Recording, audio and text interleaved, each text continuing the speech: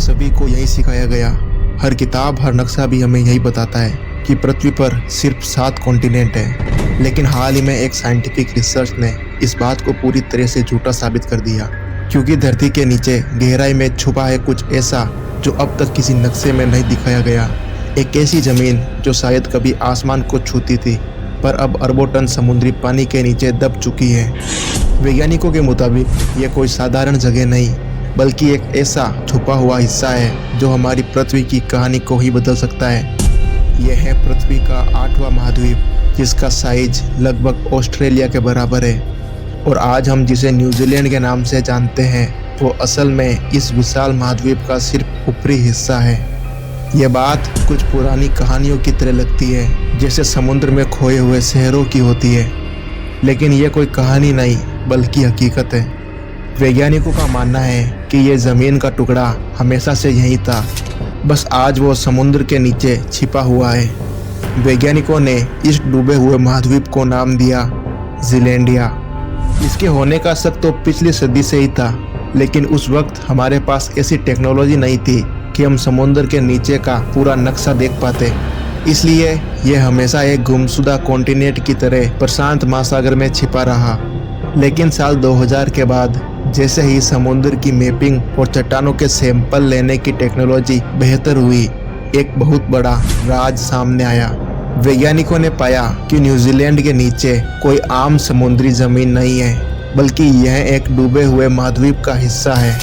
अब देखिए, समुद्री जमीन और महाद्वीप की जमीन में बहुत फर्क होता है। समुद्री जमीन भारी और पतली होती है, जबकि महाद्वीप की जमीन हल्की और मोटी होती है, जो बड़े बड़े पहाड़ों और मैदानों का वजन उठा सकती है। ये दोनों पूरी तरह से अलग मटेरियल है।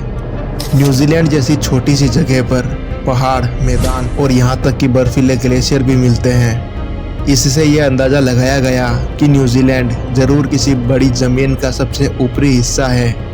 जब वैज्ञानिकों ने न्यूजीलैंड के आसपास के समुद्र की चट्टानों की जांच की, तो वो हैरान रह गए। उन चट्टानों की बनावट बिल्कुल वैसे ही थी जैसे किसी कॉन्टिनेंट की होती है। यह इस बात का पक्का सबूत था कि न्यूजीलैंड के नीचे जो है वो कुछ पत्थर नहीं, बल्कि एक पूरा कॉन्टिनेंट है जो कभी टूटकर अलग हो गया था। और फिर 2017 में न्यूजीलैंड और कई दूसरे देशों के भूवैज्ञानिकों ने मिलकर एक रिपोर्ट जारी की, जिसमें उन्होंने पहली बार ऑफिशियली कहा कि जीलैंडिया को पृथ्वी का 8वां महाद्वीप कहा जा सकता है।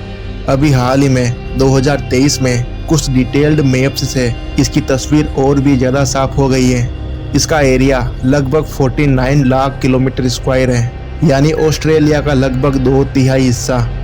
और यह अपने आसपास के समुद्री तल से करीब 1100 मीटर ऊंचा है। बस इतना ऊंचा नहीं है कि यह पानी से बाहर आ सके, इसलिए आज हमें इसकी सिर्फ छत दिखाई देती है, यानी न्यूजीलैंड। लेकिन सवाल यह है कि एक अच्छा भला महाद्वीप आखिर समुद्र में डूबा कैसे? इसके लिए हमें करोड़ों साल पीछे जाना होगा। लगभग 20 करोड़ साल पहले पृथ्वी पर आज की तरह अलग अलग महाद्वीप नहीं थे। सारी ज़मीन एक ही विशाल टुकड़े में जुड़ी हुई थी, जिसे कहा जाता था पेंजिया।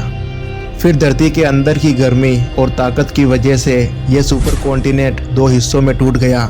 नॉर्थ वाला हिस्सा बना लॉरेशिया, जिससे आज का एशिया, यूरोप और नॉर्थ अमेरिका बने, और साउथ वाला हिस्सा बना गोंडवाना लैंड, जिससे Africa, Antarctica, south America, Australia और जीलैंडिया जैसे कॉन्टिनेंट बने। लेकिन जीलैंडिया की किस्मत थोड़ी ख़राब थी। वो बिल्कुल इंडो ऑस्ट्रेलियन प्लेट और पैसिफिक प्लेट के बॉर्डर पर था। ये दोनों प्लेट्स एक दूसरे से दूर खिसक रही थी।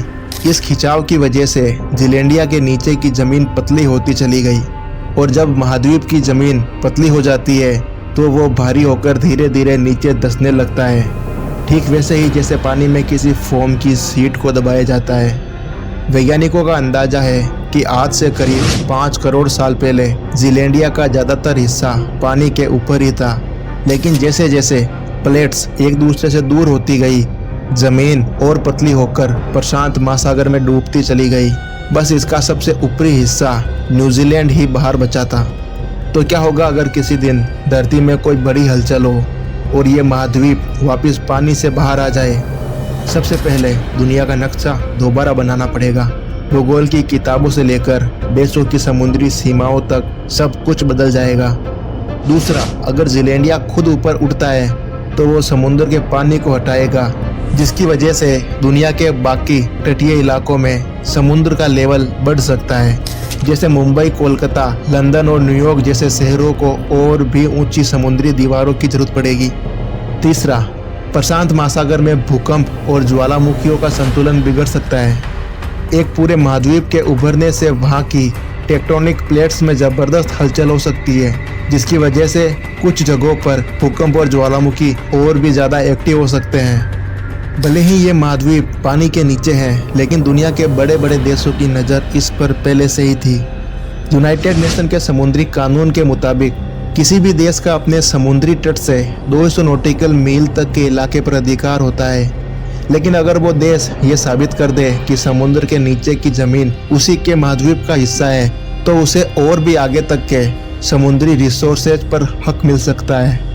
अगर न्यूजीलैंड और ऑस्ट्रेलिया ये साबित कर देते हैं कि ज़ीलैंडिया उन्हीं का हिस्सा है, तो प्रशांत महासागर में उनके अधिकार बहुत ज़्यादा बढ़ जाएंगे। समुद्र के नीचे छिपे मैग्नीज, रेयर अर्थ मेटल, कीमती खनिज और तेल गैस के भंडार, इन सब पर कब्जे के लिए एक नई होड़ शुरू हो सकती है। इससे सिर्फ वैज्ञानिक ही नहीं, बल्कि बड़ी बड़ी कंपनियां, सरकारें और यहाँ तक कि सेना भी अलर्ट हो जाएगी, क्योंकि इसकी वजह से समुद्री रास्ते, इंटरनेट केबल और रणनीतिक ठिकानों की पूरी प्लानिंग बदल सकती है। ज़ीलैंडिया हमें एक बहुत बड़ी बात सिखाता है कि पृथ्वी का नक्शा कभी भी एक जैसा नहीं रहता। हम इंसान बस एक ऐसे समय में जी रहे हैं जो हमें दिखने में शांत है। हमें लगता है कि जहाँ समुद्र है वहाँ हमेशा समुद्र रहेगा, जहाँ ज़मीन है वहाँ हमेशा ज़मीन। लेकिन धरती के अपने टाइम टेबल में ज़मीन टूट सकती है, ऊपर उठ सकती है, डूब सकती है और फिर से जुड़ सकती है। ज़ीलैंडिया पृथ्वी की लंबी कहानी का एक भूला हुआ पन्ना है, जिसे अब हम दोबारा पढ़ रहे हैं। आप बताइए, अगर सच में ये एक दिन पानी से बाहर आ गया तो इंसान ज़्यादा एक्साइटेड होंगे या ज़्यादा परेशान? आज के लिए बस इतना ही। मिलते हैं अगले ऐसे ही डॉक्यूमेंट्री वीडियो में। तब तक के लिए धन्यवाद।